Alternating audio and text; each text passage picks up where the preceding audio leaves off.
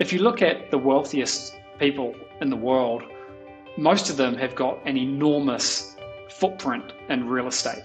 And, success leaves clues. And what you're talking about there with leverage, it's massive. Most people probably don't really think about that. And I didn't even think about that, honestly, on the first couple of properties that I purchased about this leverage. But if you actually sit down and think about it and say, I've got $50,000, I could put that into buying $50,000 worth of stocks, or I could put that $50,000 and buy a property that's worth 200 grand, and how that appreciation works.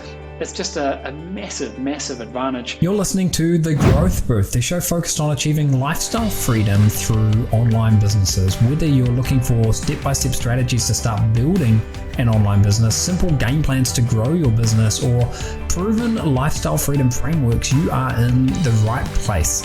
Stay tuned and be sure to join the thousands of listeners already in growth mode.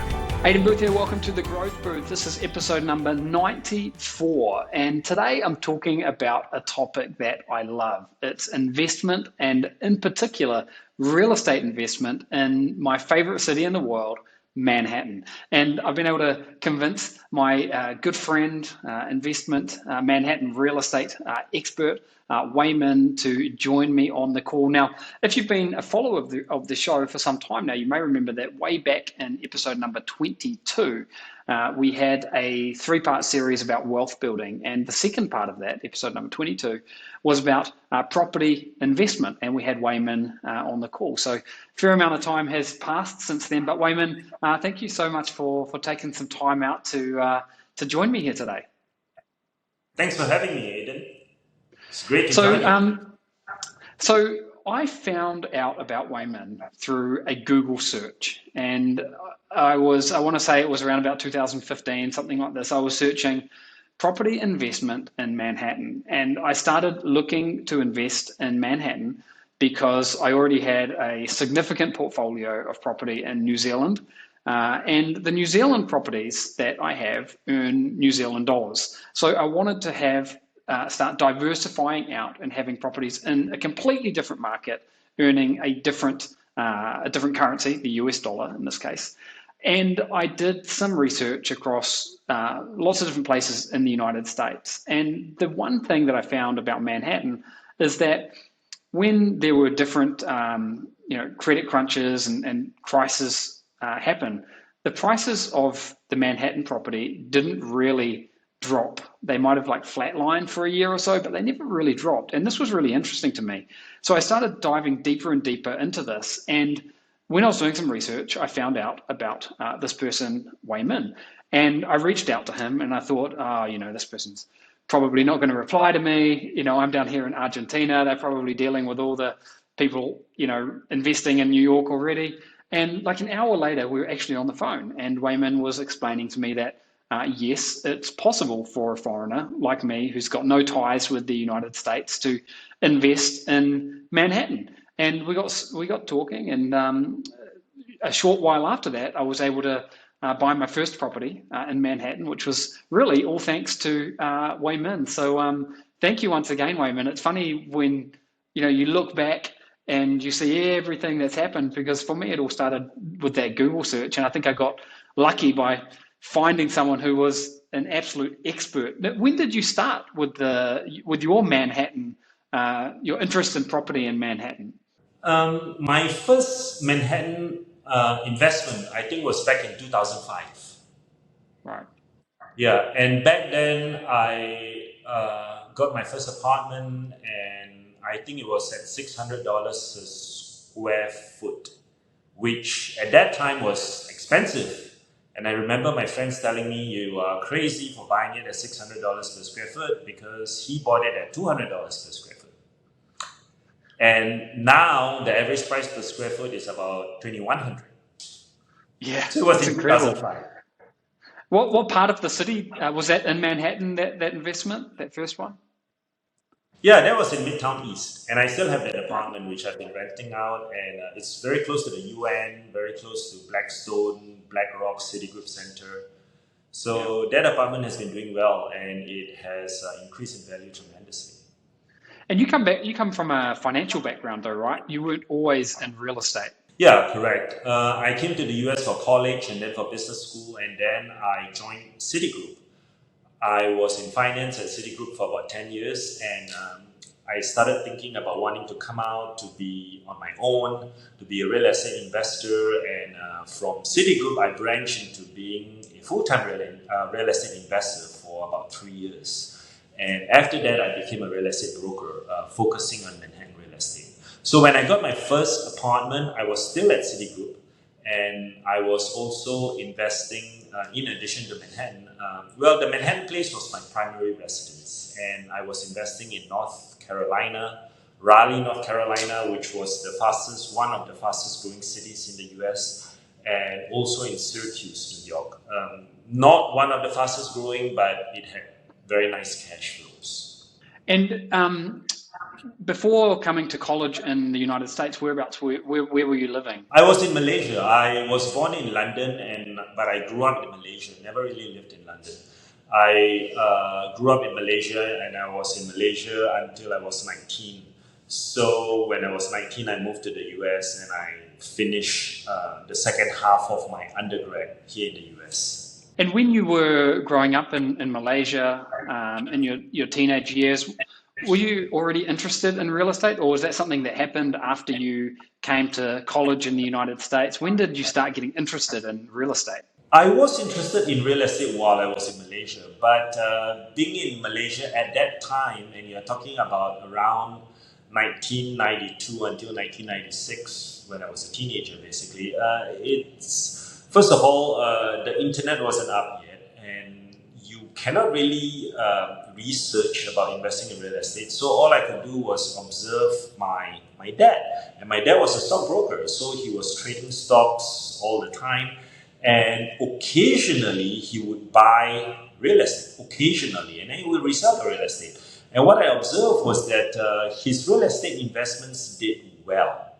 But his stock investments, there's the buy, the sell, and usually people talk about how much they make, but no one ever tells you about how much they lost, right? And in Malaysia at that time, there was no such thing as investing in an index fund, which is what we do here in the US. There, it's more like individual stock picks. So that was when I realized that real estate, it seems to be a lot more stable than investing in stocks. So that was when I got interested. Yeah, the thing that always appealed to me about real estate was first the potential for passive income. And I would have been about 18, 19 when I started getting invested in it, when I started getting interested, I should say, in it. And this idea of being able to buy something that would give me $100 passive income week after week after week after week, even just a very small level like $100 a week, that was really, really interesting to me.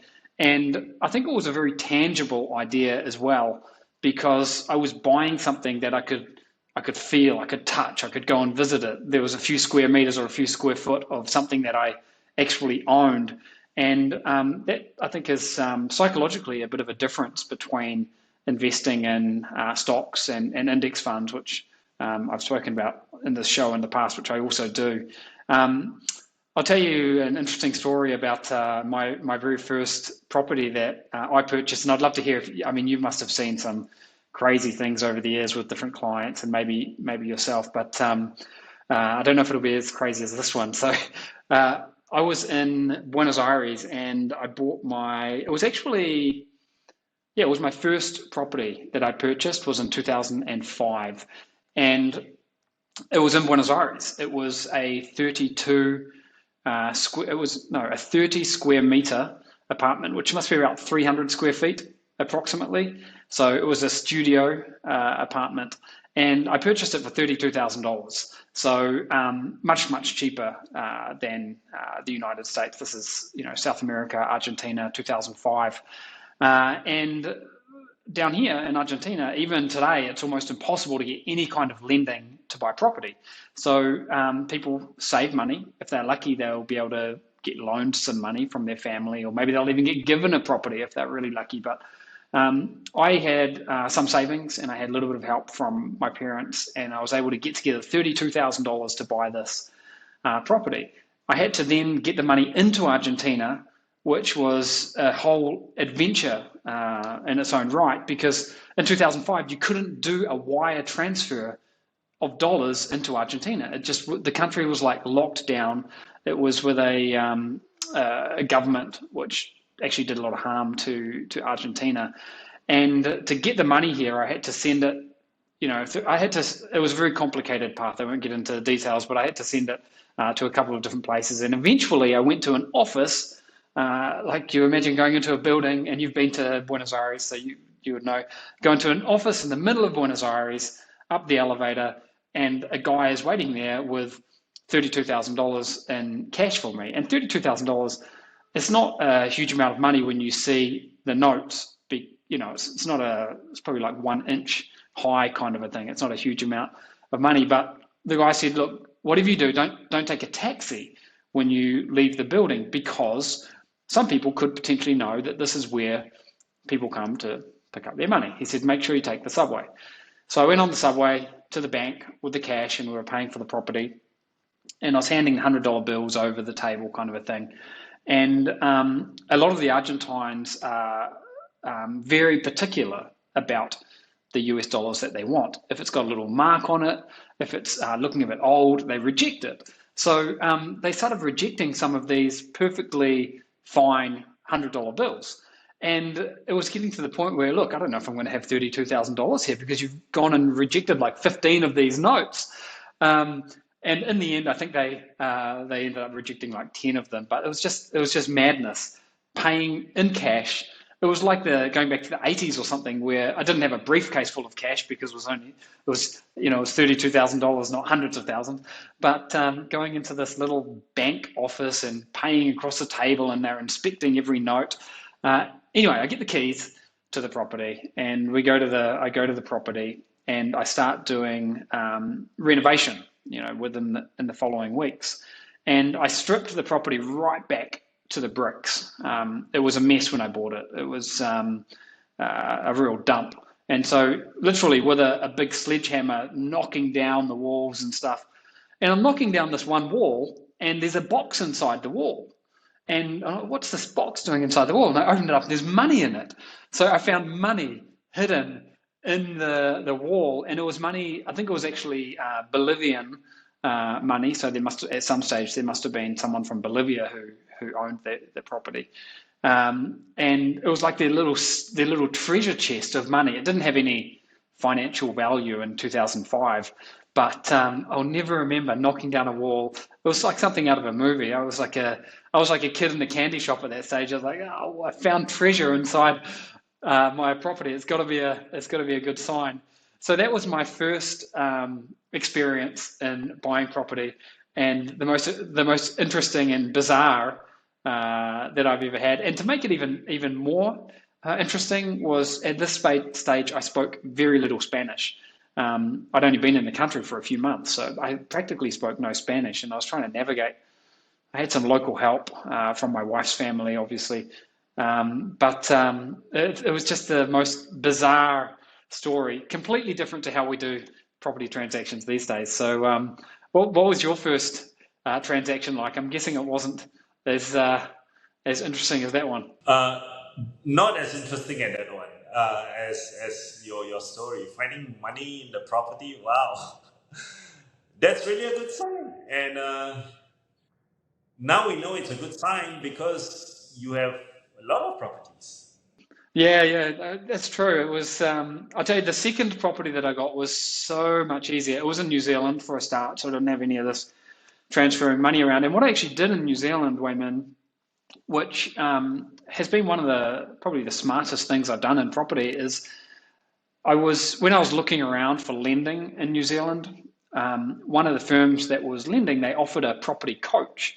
And it was $400 New Zealand dollars, so call it $300 US approximately. And they would guide you through your first purchase. It was kind of like an upsell of, I could get a mortgage with them, and they would give me this property coach. And it was the best money I spent, because I did buy a property. He did help me, but I probably got it at $10,000 or $15,000 cheaper, because this coach was with me every step of the negotiation. And they also showed me, what I had to look for. Every market is different, but they showed me what I had to look for in the properties in Auckland and things to be aware of and negotiation clauses to put in and so on and so forth. And it was the best money ever spent. And I feel like when I started going into Manhattan, I had a little bit of that with you because you knew the market inside and out and you really bend over backwards for your clients. And some of the negotiation that we've done has had a similar effect. I guess I'm trying to make 2 points really. The first is that if you can work with an expert, it could be someone you're paying or otherwise, a broker or a professional in the area where you're investing, you can save a huge amount of money. And then secondly, like negotiation is such an important part. Do you remember the negotiation that we did during the pandemic for one of the properties? Yeah, during the pandemic, we got that condo in the West Village, and I think we had a lot of leverage in terms of negotiating the terms because we actually got it during the bottom of the market. The absolute bottom of the pandemic was roughly between May to July of 2020, and I remember back then we were not sure as to how long the lockdown was going to last and whether Manhattan was going to recover, and the media was all talking about the end of big cities, whereby people are all moving to the suburbs and no one wants to live in the cities anymore. So you were very brave, and it's similar to your first experience buying the first property in Buenos Aires. You were daring with that first property, and going into buying a property during the pandemic when there was so much uncertainty, that's another example of you're taking the risk. But anyway, for that purchase, we definitely got some great terms, and we did some renovation on it, and the rents have increased a lot compared to when we first rented it out. That's been an amazing purchase. I'd love maybe you could explain to the listeners a little bit about when it's a buyer's market, when it's a seller's market, what that actually means, and then maybe we could talk about the different areas of Manhattan a little bit to try to paint a picture for people, because Manhattan it's small, but it's got a lot of completely different areas and different types of properties. So first of all, when is it a buyer's market? When is it a seller's market? And what does that actually mean? Yeah, okay. A seller's market means it's a market where the seller has advantage. There's a lot more buyers than there are sellers or properties available for sale. So a lot of buyers are competing for less properties, and therefore the seller has an advantage. It's like supply and demand. Supply and demand, yeah. Seller's market is when the supply is low and the demand is high. So the seller gets to call the shots. And the buyer's market is the other way around. A buyer's market is when the market is down and everyone is afraid and no one wants to buy. So there's a lot more sellers who want to sell, and the buyers would have the advantage because the buyers get to pick from a lot more options. In terms of the buyer's market, well, in Manhattan, it's usually a seller's market because in Manhattan, the supply of condos is so low. Only 10% of Manhattan inventory are comprised of condominiums. Another 20% are cooperatives, which basically means that you cannot rent it out whenever you want. You need board approval to buy or sell. So it's less desirable than a condominium. And the other 70% are entire buildings. They may be mixed-use buildings or they may be rental buildings, but you cannot buy an individual apartment. You have to buy the whole building. So because of the limited supply in Manhattan, Manhattan is usually a seller's market. But there were buyer's markets before. During the Lehman crisis in 2008, 2009, that was a buyer's market because everyone was afraid and there was a recession. And during COVID, for the several months that the market was locked down, there was a buyer's market. So, for your transaction, which we got in the West Village is probably the market that is almost always a seller's market. It's a very, very strong, if not the strongest market in Manhattan. And we managed to negotiate that deal during that short window, which was a buyer's market, because the downturn, the bottom was roughly between, January to March of 2020, the market was recovering. It was fine. It was March to June when we had a lockdown. And that was when everyone is wondering whether people are still going to live in the cities, right? And then from May to July was roughly the bottom if you track based on the historical prices, right? And by the end of 2020, the market started recovering already. And 2021, I think we had the highest or the second highest transaction volume ever recorded, right? So we managed to That get also in during. coincided with I think, coincided with very low interest rates, if I'm not mistaken. Exactly. Yeah. The interest rates were super low. There was pent up demand. So why did the market recover so strongly in 2021? Because there was a pent up demand. The people who were supposed to buy didn't buy during COVID, and interest rates were very low. And that's why in 2021, who would have expected the market just shot up, and it was a total seller's market.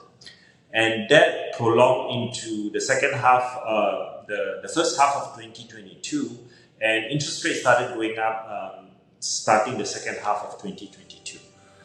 This episode is brought to you by Cartsy. Cartsy is an all-in-one e-commerce shopping platform that can help you build an e-commerce business in record time. It provides you with all the bells and whistles that you need to get started selling your own products online, and it's incredibly easy to use, built for newbies who want to grow an online business without all the hassles and headaches that come with other shopping platforms. If you'd like to learn more about Cartsy and take advantage of a special offer that we've set up, and I can do that because I'm actually the owner of Cartsy, then head over to thegrowthbooth.com/Cartsy. That's spelled Cartzy. That's thegrowthbooth.com/Cartsy, and get more information about how we can help you build an e-commerce business and how you can unlock the power of Cartsy today. Now back over to the episode. I think just to add something else in there, this concept of buyer's market and seller's market, this is not something that is unique to Manhattan. It happens all over the world, every single market that you can think of. And I think it's an interesting thing to be aware of when you are considering investing. I think it's hard to sort of wait until a buyer's market, because it's a little bit like waiting to buy an investment stock. You never really know for sure when it's going to be at a low point. So I would much rather buy something as soon as I've got the money and the availability to do it, because at least then I own the asset, it can start appreciating. And if the market dips, as long as I'm not needing to sell, then it doesn't really bother me, because if the property prices in Manhattan went to half now what they were when I purchased, it wouldn't impact me that much from a psychological level, because I'm not planning on buying to sell. These are like long-term investments. What would concern me more is if for some reason all of a sudden there weren't people who were queuing up to rent the apartments. But going back to 2021 in Manhattan, a lot of people were buying. I think a lot of people were also coming back to the city. They realized, oh, okay, it's time to get back on with life. I'm not going to be living out in the suburbs. And we've seen big tech firms as well really set up shop in Manhattan. What was the one? Was it in Hudson Yards where Google, was it Google that built a 3,000 person facility or something there? Yeah, Google expanded to a second campus in Manhattan. The original campus is in Chelsea, and Google expanded to Hudson Yards. So Google bought this building. So Google has Google is occupying 3 buildings in Hudson Yards, which is the neighborhood that is north of Tribeca. So it's downtown. Google paid $2.1 billion to buy St. John's Terminal, which was the main building. We just drove by it yesterday, and my wife was saying, "Oh, this is so beautiful," because they have all the trees in front of the building. And then Google is occupying 2 other buildings in the Hudson Yards area. And on top of that, Disney is building a brand new Twin Tower in Hudson Yards. So that's why Hudson Yards is one of the really up-and-coming neighborhoods. So during the same time, Facebook was expanding also, and Facebook became the largest corporate tenant in Manhattan. Wow. Yeah. Who would have thought, right? It's Yeah, these are really interesting things to be aware of, and this is why when you're investing in a place, it's good to get local knowledge because Wei Min knew these investments were happening and knew that certain areas, which may not have had as much happening before, were going to explode because these massive corporations are, building office space there, and they want their employees to come back into the office. So I think local knowledge is really key, and it's also key not just when you're buying, but as part of the negotiation as well. Like if you can go into a negotiation understanding the state of the market, you're in a much better position. It's good to know if you've got, and when we've been negotiating, with Wei Min here, we've normally had multiple different options on the table, and that allows us to be more aggressive in our negotiation because if that one doesn't work, then we've got a good plan, we've got a good plan C, and so on and so forth. And I think this is a good strategy to keep in mind when you're doing any kind of negotiation, but in particular real estate. What is it that makes the Manhattan real estate interesting or unique? Because it's not the same as other big cities in the United States. You get an enormous amount of foreign investment there. What is it in particular about Manhattan that makes it different? I think it's because it's a global brand. A lot of my clients are foreigners, and my clients have successful businesses, and they usually have properties in their home country or region, and they want to diversify. And when they want to diversify into the most prime real estate markets in the world, what do they think of? It's Manhattan or London. Manhattan or London. So these are the two most blue chip alpha plus cities in the world. Why? It's because of history. These are really historical cities, the most cosmopolitan, the most diverse, the most international.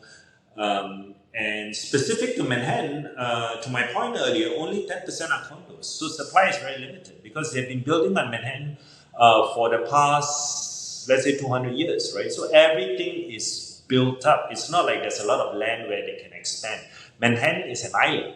So it's all built up. And to the extent that they can build new condominiums, it's when, let's say, there's an old gas station or an old parking lot where the developer would buy. And it's very different from the rest of the US, whereby there's so much land and the developers can keep building further and further away from the city core.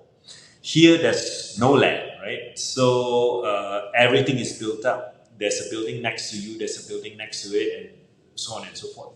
There's a genuine constraint of, there's a genuine constraint in terms of land available, and this plays into that whole supply and demand.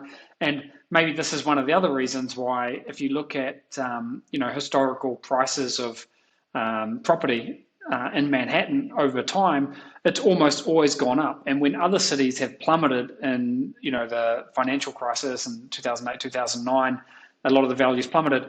Manhattan didn't. It just flatlined, maybe, and then it was straight back up into the increasing curve again. So I guess that's another part of it, like really to hammer your point home. It is an island, and there is a very limited amount of space, period. Now, when someone is starting out thinking about real estate, and this is not specific to Manhattan, but what would you recommend as a first step if they want to get on the property ladder?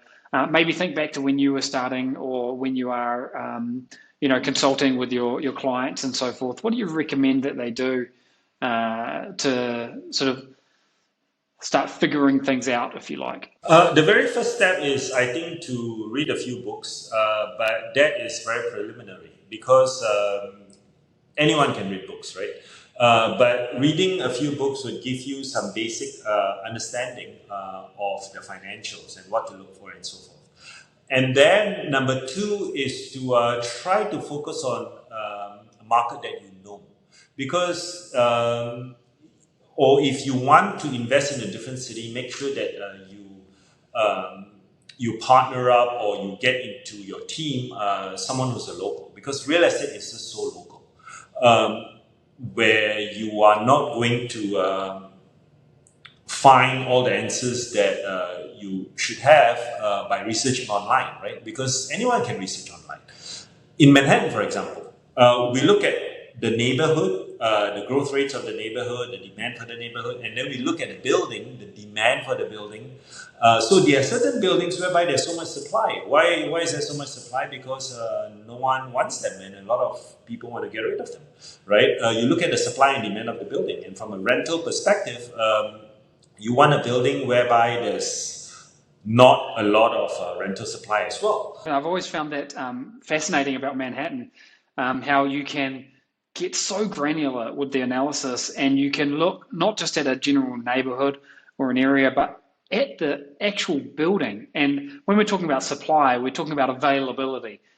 So is it possible to rent a property in that building today, or is it completely full and occupied? Is it possible to buy a property in that building, or is there nothing on the market? Was the website Zillow the one that you use for that, or are there other specific websites that you look at for analyzing the supply? The main website for Manhattan is Street Easy. Street it's not Easy, that that's the one. Yeah, the inventory in the US it's all the same. You can get the same information in terms of supply and all that from Zillow and Trulia, because here the rule is that the sellers have to list their properties publicly within 24 hours. But just in terms of user friendliness, it's usually Street Easy. One example of how to choose an apartment within a building. Okay, let's say you know the neighborhood you want, you know the building you want, but within the building, you have a preferred exposure, because keep in mind, the buildings are next to one another, right? So for each building, you have a preferred exposure, which means you're facing outside. The exposure is the orientation, the way that your windows are going to be facing, and so on and so forth, for the sunlight, I guess. Yeah, you can be facing outside, and usually apartments facing outside, which means that you're facing the street, is at a premium. Versus you can be facing the back. If you're facing the back, what does that mean in Manhattan? That means you're staring at the wall. Okay, you're staring at the building behind you, which is usually not that far away, right? So let's say you're living in a suburb, you may not understand this as well, because the other house is quite far away from you. But in Manhattan, the other building is probably 20 or 30 feet away from your window if you're facing the back, and you're not going to have enough light because the building behind you is going to be quite high. So let's say you're on the third floor and you are looking at a building that is 20 stories high. That means all your sunlight is blocked. So that apartment is going to be at a discount relative to an apartment that's facing outside, which has all the light. Yeah. And these are all the kinds of considerations that are specific to some markets, some property markets, but not to others. So it's a great example. If I was buying a house in a small town in New Zealand, I would never even worry about that, because I would have I'd have a lot of space all around me. I'd be getting sun from all angles. But in Manhattan, it is something that's important. I can also remember in our conversations, we've also spoken about access to public transport. Very few people in Manhattan drive a car because it gets so congested. But having access to the subway lines is important, and other things like that as well. So I guess it's going back to tips for starting out. It's read some books to get a general understanding, and then try to get more specific into your market if you can. So maybe get to know some of the real estate agents, but find a real estate agent that is going to try to be on your team, essentially, because there are some people out there that will just do anything for a quick buck, and they're not really in your corner working for you. They're just trying to make a sale. And I guess this is a more challenging part, but after you've had conversations with people, I think you can start getting a feeling for that. In terms of other resources, your website, Wei Min, is brilliant for anyone interested in investing in Manhattan, if they're someone in the United States or a foreigner, and that's at castle-avenue.com. And we'll make sure that we include a link to that in all the show notes. But that was where I did a lot of my initial research and started learning about these different considerations. So the path although I had quite a bit of real estate experience behind me, investing experience behind me when I got involved in Manhattan, it was like I was starting from scratch, because all of a sudden I was diving in, a sponge for information, talking to people like Wei Min, really getting to know the market, looking at a map, understanding where the different places were, understanding the considerations, reading every single blog article like 3 times to make sure I had understood it. And I think these are things that you can apply to any kind of a market. One thing I wanted to come back to was just about risks and challenges. And you mentioned that, I was maybe brave when I bought that first property in Argentina, and when I bought in the pandemic in the United States, in Manhattan. I sort of have thought about, I often ask myself, what is the worst case scenario from this? Like, what could go wrong? And in both cases, in Argentina, I was buying in cash. So I wasn't going to have a mortgage. I wasn't going to get stuck with mortgage payments that I couldn't cover. And then in Manhattan as well, in that purchase that we made during the pandemic, a large portion of that was also in cash. So I wasn't feeling concerned about, I'm not going to be able to cover a mortgage payment or something like this. I guess a bigger concern may have been, are we going to be able to rent it? Is everyone really leaving? But even to me, when I looked at it through a long-term lens and think, I'm not going to think about the next 6 months, I'm going to think about the next 20 years, I felt like there wasn't that much risk for me personally. So that's like a psychological outlook, if you like. What would you say, though, for most people in most property markets are the most common risks that they should be thinking about? For a market like Manhattan, and in Manhattan, you are buying an apartment. An apartment means that your responsibility is within the 4 walls. Okay, you are not responsible for the roof, for the boiler, for the mechanicals, and all that. So your main risk is finding a tenant or not being able to find a tenant, during which you have to cover the expenses when you don't have rent coming in. And another risk is if you rent to a tenant who doesn't pay you, and a tenant who becomes delinquent, then it's a tenant-friendly city. So it's going to take you at least 9 months to evict someone who's not paying you. Versus in other cities, it may take 1 month. But the key difference is that in Manhattan, because the prices are so much higher, for example, a $5,000 one bedroom, okay, we usually require the tenant to make 40 times the monthly rent, which means that they'd have to make at least 200,000, 40 times 5,000, right? And then we review the credit scores, and so we make sure that we review the credit worthiness and the financial liquidity of the tenant. But that's another risk, potential delinquency. In another market whereby you are buying a house, then your risk would be similar to that as well, but it's going to also cover things like repairs. You may have to change the roof, or you may have mechanicals, or there may be, let's say, something falls off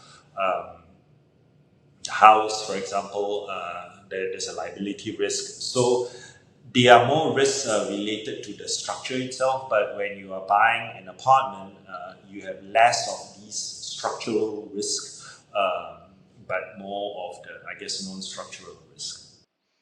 I guess another thing would be understand how much you can afford to pay with your lending. So don't overexpose yourself. This is where a lot of people got into issues with in 2008, is all of a sudden they couldn't pay off the mortgages, and the property value had gone down a lot. And I think at a basic level, if you earn $50,000 or $100,000 a year, or whatever it is, $200,000 a year, then how much money do you actually have available realistically to be paying off a mortgage? And if you're getting a mortgage, what is the rate of interest? So today you might be able to get an interest rate at 6%, or maybe 5%, maybe 7%. I don't know. It's different wherever you are. But understanding what that means and what is your requirement going to be on a month-to-month basis, and how confident are you in your ability to pay? So for me, I've always been able to, one of the things I've always liked to do is be quite conservative in that approach and actually get less lending. So pay more of the principal, of the value of the property up front, and then have less, less that I need to pay off the lending on a month-to-month basis. Now, that's definitely not getting the most leverage out of the money, but it does give me a bit more peace of mind because I know that I could liquidate, I could sell a property very quickly, even if I sold it at a loss, and I wouldn't have any debt anymore. So I think just understanding the finances a little bit, understanding how what you would need to pay, what you can afford to pay is sort of mission critical when someone is starting out as well. Now, I am conscious of the time here. I wanted to just touch on a couple more things though. And again, just pretend that whoever's listening to this is a complete beginner to investing in real estate. What are some of the big benefits that you see of investing in real estate, maybe versus some other investment options out there, or not even versus others? Just what are some of the biggest benefits that you see and the things that you love about investing in real estate? With real estate, there's appreciation. Property appreciates because there's inflation. So whenever there's inflation, real estate is actually the biggest driver of inflation. So there's inflation because real estate or rents are increasing. And then there's the cash flow benefit. Cash flow meaning what you have left over after you pay for the mortgage, and it's a tangible property. I think the key difference between investing in real estate versus investing in stocks is that with real estate you have leverage. You can use other people's money, i.e. the bank's money, and the appreciation is going to be the same, right? For example, if you have 100,000 and you buy 100,000 worth of stocks, it goes up 10%, then your return is 10%, right? It goes up 10%, that means your investment increased by $10,000, so your return is 10%. But in real estate, let's say you use 50% leverage, right? And it goes up by 10% because your down payment or your equity is only 50,000 because you're using 50% leverage. Then your return on equity is actually 20%, right? So you get to magnify your returns when you're doing real estate because of leverage. I think you can do that in stocks also. It's called margin, but it's a lot less common and it's a lot more sophisticated when you are doing it with stocks because there's something called mark to market, and when the stock market fluctuates, then you may have to put in more funds. It's called a margin call with stocks, but with real estate, it's locked for. In the case of the US, it's locked for 30 years. And then there are also tax benefits with real estate.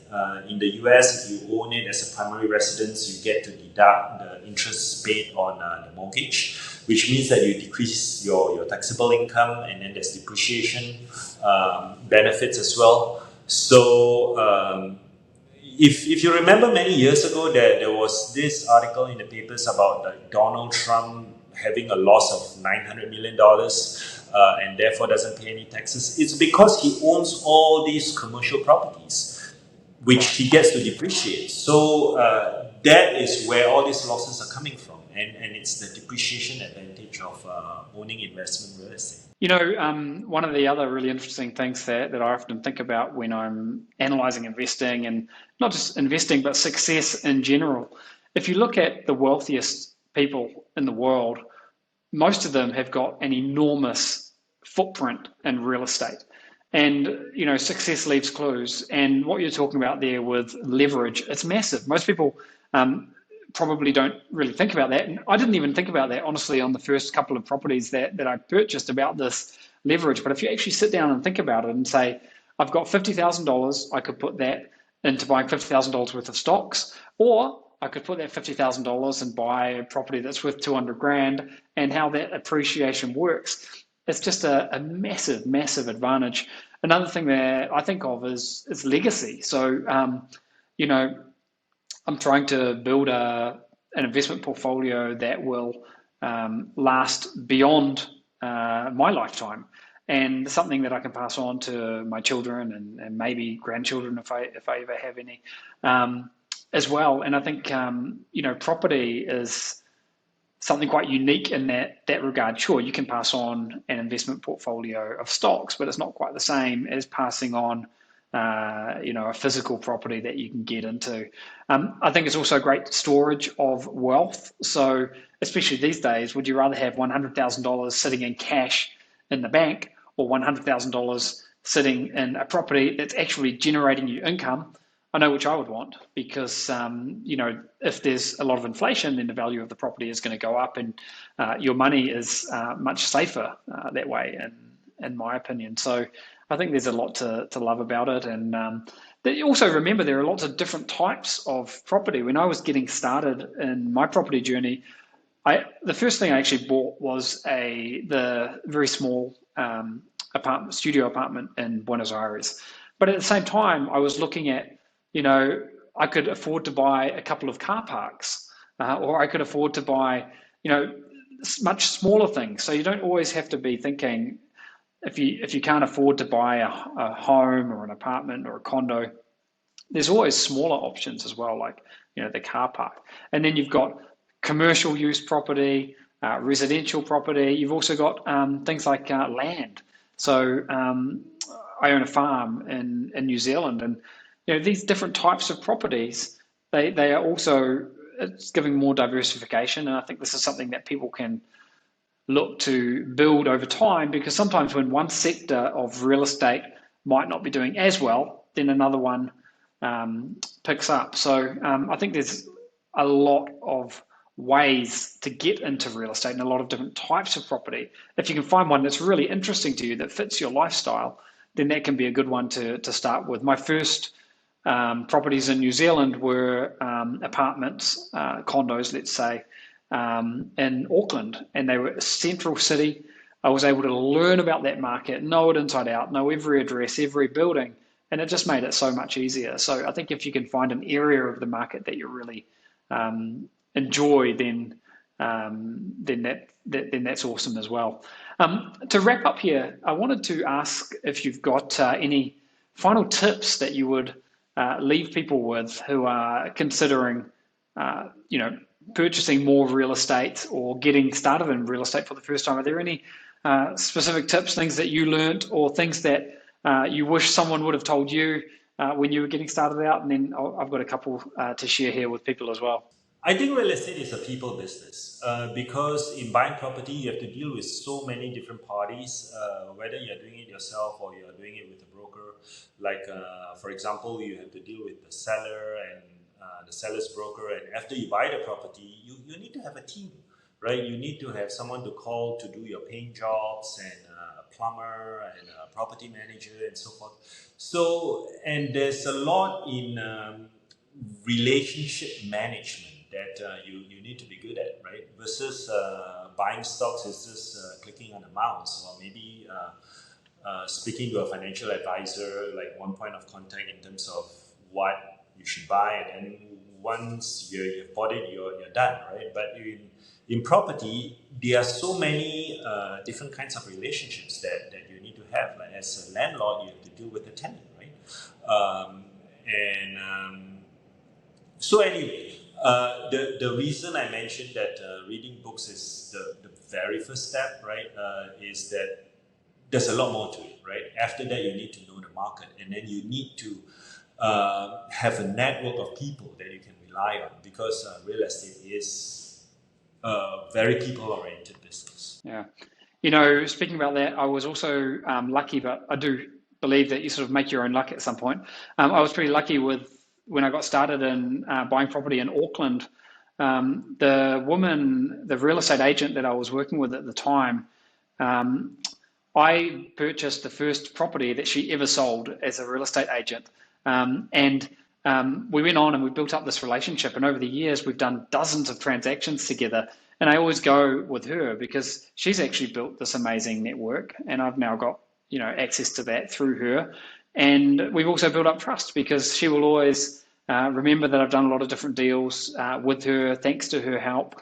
And there's that also extra little piece of luck that I was her first ever customer to buy a property through her. So yeah, I totally agree with the personal side of it. And also, we've spoken a lot about buying a property here today, but there's so much more to it than that. The ongoing maintenance, if you like. So what do you do when someone leaves the property? Do you paint the walls and make it look new? What's the strategy there? And that might be different for each area as well, but it's good to have a little network, and I've been able to tap into that with Wei Min over the years, and that's been really, really helpful.